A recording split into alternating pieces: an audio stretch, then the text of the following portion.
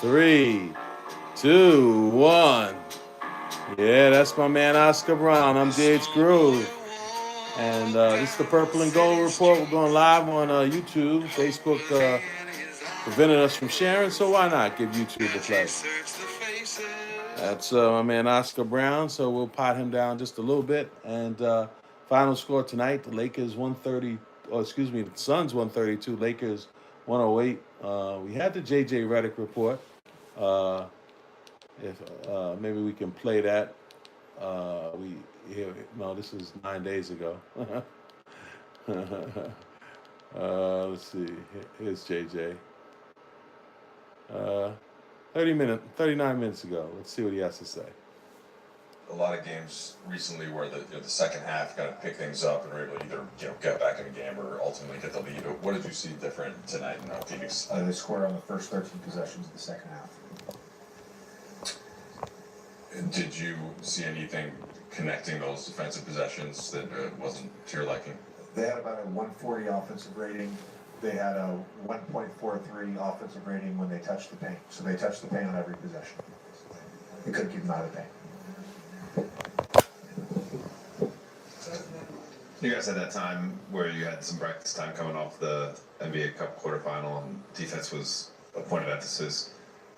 How much was point of attack, perimeter defense, something that was diagnosed with the group? And when it's happening in real time, like, what are your kind of options as the coach? Yeah, I mean, we certainly talk about containing the basketball at the point of attack, with our pickup points and, guarding your yard.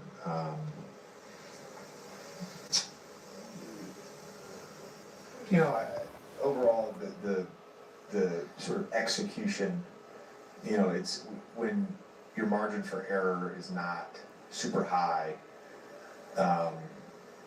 You need to be able to, it's like very detailed to be able to execute. And when we do it, we can string together some good defensive possessions.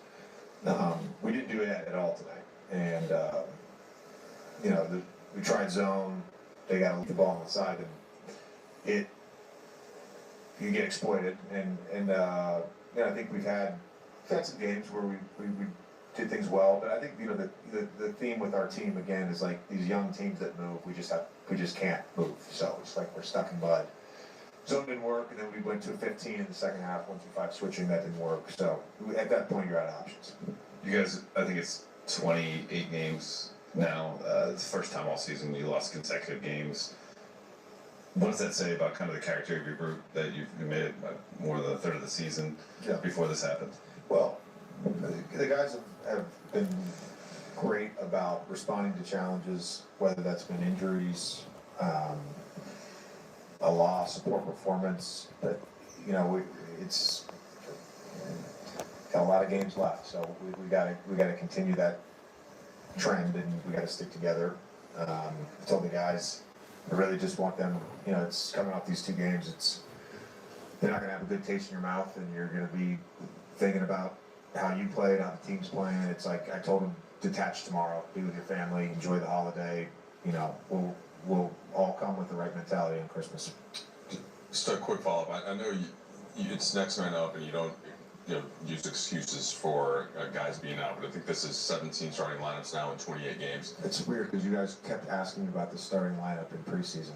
And you predicted that it might be different. So weird. Take out the. I guess it's less about the starting lineup than just the rotation, the number of guys that. We've got two healthy games, yeah. But so does that? How much does that affect? Got 5 on the string, right? When it's a different lineup every night, without again using it as an excuse. I think there's probably a touch of that, but that's something that we practice this stuff enough. We review this stuff enough. We show film on this stuff enough that it's to me it like comes down to, this is the noisiest press conference I've ever been a part of. It comes down to like just making the choice. It's making the choice. There's shortcuts you can take, or you can do the hard thing, and you can make the second effort, or you can sprint back, or you can't. It's just a choice, and there's a million choices in a game, and you're very likely not going to make every choice correctly. But can you make the vast majority of them correctly? It gives you a chance to win. How much of that is what I wasn't going to ask this, but you brought it up. How much of that is like the conscious decision to make the choice versus just sort of like, this is who I am as a player and I always make like the choice to play hard? Like, is there a difference between a team where you have to remind to be physical, to play hard, to play with intention versus guys maybe like Phoenix? They have certain players, like I think of Goody, for instance, is like a guy who just, that's how he plays. Yeah, that's accurate. Does this group have enough, as currently constructed, of guys who just like play that way and No. get enough consistent effort to get to where you guys need to be defensively? I think so.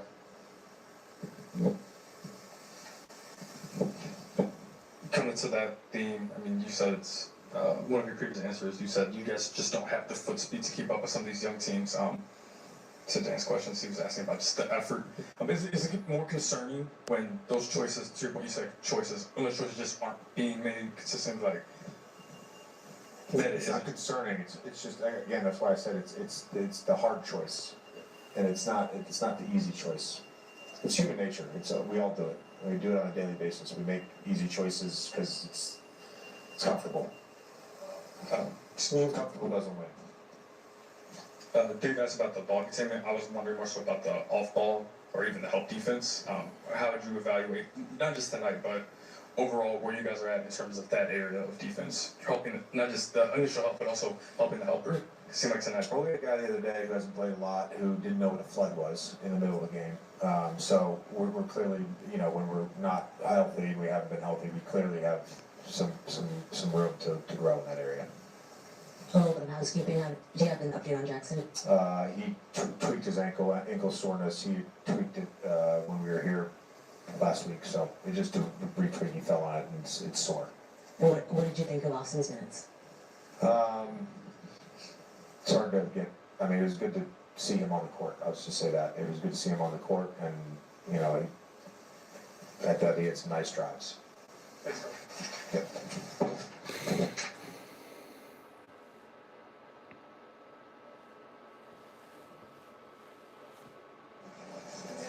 Coach, just looking at 35 assists tonight, what did you just... Been able to pick things up, especially defensively. Here's LeBron James. Why do you feel like you weren't able to go there tonight? The offense was clicking, our defense wasn't. That's literally what it was. You've been through, pretty much everything you can be on the court at this point. JJ said you can't use an excuse, all the different starting lineups, all that. That's kind of part of the game. Do you feel like, though, there's a certain number where you guys need to have the same guys on the floor for a certain amount of time for you to get to click at the level that you need? Yeah, I mean, obviously it's not an excuse because you got to play the game that's in front of you, whatever the case may be, and you got to go out and execute. So, we tried to do that. Obviously, we didn't. We came up short. We felt bad in that aspect. So, we understand that the most important thing in this league is definitely health, and we just hope to get whole at some point. What's the pathway for this group of players to be better defensively? It's the same thing I've said, before. It has to be 5 guys on the string, and these guys also made a lot of mid-range contested twos too. And those are part of our keys that we're willing to give up. It's the fast break points, it's the second chance points, it's the open threes that we do not want to give up. But this is a good mid-range shooting team. Book hits some, the kid Boye off the bench hits some.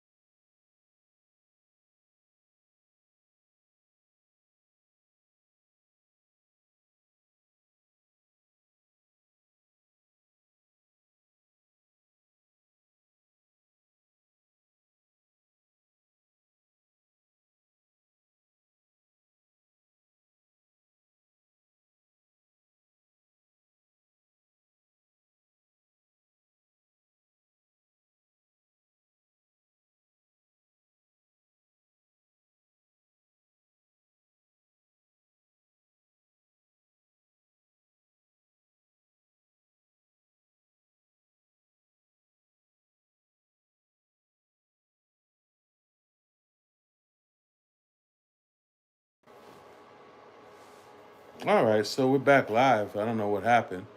Uh, well, here we go. So, as I was saying, for whatever reason, they bring Nick Smith Jr. off the bench, and he's feast or famine. At least, he's a guy who, you know, Charlotte gave up on, first round draft pick, which is really weird. I've mentioned that to Big Bruce a few times, and we still haven't really gotten the bottom of that particular situation. Things do happen. I'm not here to condemn anybody, but a little puzzling to me. That being said, he couldn't hit a shot. There was one time he didn't pass the ball forward in a fast break. I thought that was pretty selfish of him. I've always taught someone ahead of you give him the ball, you can always get the ball back. That's how you get a fast break. That's how you get easy points. Uh, Transition. It's really simple. Someone's ahead of you, give them the ball. And I think that really hurt us. Austin Reeves was spotty. He seemed like the biggest problem that he had was the turnovers. Let me just see how many they have him down for, because he seemed like he turned over three turnovers. It seemed like six.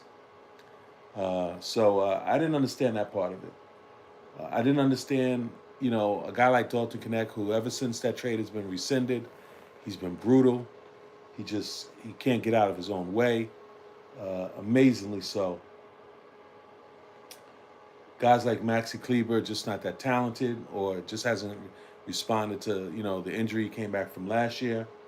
Jared Vanderbilt, I thought, was really spotty tonight. Did hit a three, but then he airballed one. His defense on the back cuts was terrible. One time, Reeves was guarding a taller man, and he's behind him. And for folks out there, the youngsters out there, if you're caught in a mismatch, what you want to do is you want to get low, you want to get in front of them and bend your knees and make them go over the top. Okay, it's I saw Marcus Smart do that. Austin Reeves had no clue. And for all the people that want to trumpet him as the next great, Jerry West in the making, his defense is deplorable. So is Luka's, for whatever that's worth. But at least Luka has height. Jackson Hayes, we just heard it. I didn't hear it originally. Obviously, I wasn't paying good enough attention, but he had tweaked his ankle again, so that's why he only played 5 minutes. I was wondering when I looked at the box score, what happened to him? I never saw anything, really, I didn't see the injury. I know he did fall down, and then he went to the foul line, but I didn't know because of him falling that he sprained his ankle again. Marcus Smart, 5 for 11, 4 for 8 from three-point range. I didn't think he played badly. 6 assists. Adu Thiero, finally got to see him and what he can do and what he can't do. He can't shoot from the perimeter. A little twitchy down low. Bronny James, just not aggressive enough. 0 for 2 from the field, 0 for 2 from three-point shot. 1 rebound, 1 assist, 1 turnover. If he wants to, be a factor in this league, he's going to have to be more aggressive. He's been neutral, and I'm not sure why.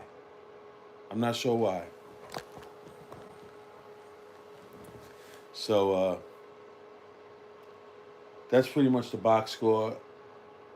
I explained that I just didn't understand JJ's strategy.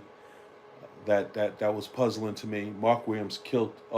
DeAndre 8 in 27 minutes, 12 points, 6 for 8 from the field, only 6 rebounds, and really got outplayed by the guy who was traded back to the Lakers, or the trade was rescinded. Mark Williams, right? Is that his name? No. Mark Williams. I had it right the first time. Devin Booker, 21 points. Dylan Brooks, 25 points. Really, it was a tough night for the Lakers. Really was.